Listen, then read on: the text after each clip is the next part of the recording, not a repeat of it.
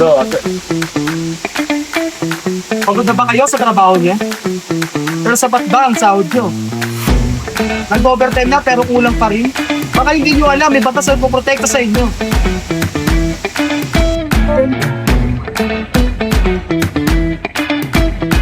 ang minimum wage law ay nagsisiguro na bawat manggagawa ay tumatanggap ng makatarungan at pantay ng tao.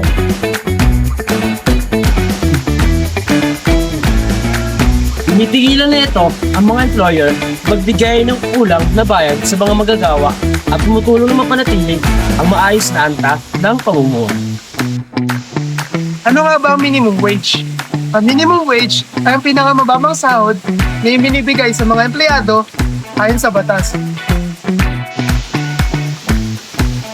Ito naman ang mga legal basis na Labor Code of the Philippines at Republic Act 6727.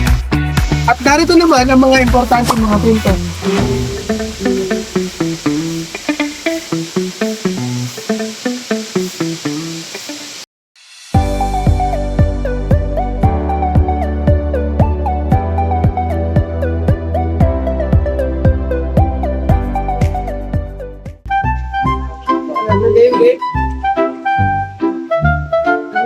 Mga bata, tara na!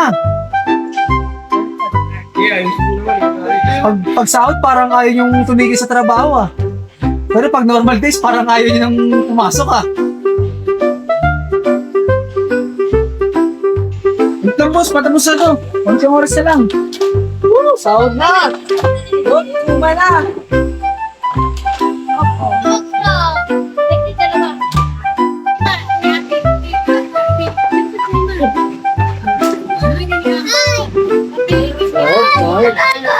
Sahod na! Ako na rin. O, ito na yung mga sahod nyo.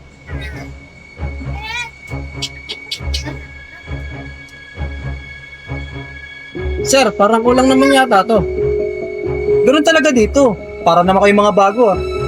Ano bang bawal yan? Meron tayong sinusunod na minimum wage. Ayon sa batas, minimum wage dapat tayo dito, boss.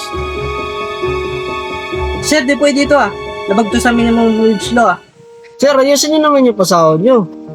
Wala nang kinakain yung pamilya namin eh. Higa mo to si Kulas, saka si Ren eh. Natrabaho kami sa linggo tapos ganyan. Sir, magre-reklamo kami. O sige, akin na. Aayusin natin yan.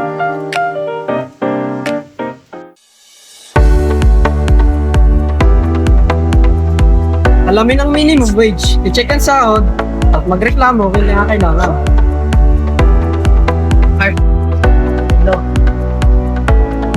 Sumunod sa batas at pagbigay ng tamang sahod upang maprotektahan ang bawat manggagawa.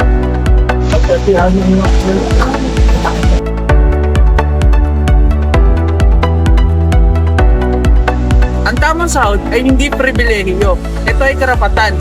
Be informed, know your rights, speak up para sa makatarungang sahod ng bawat manggagawa.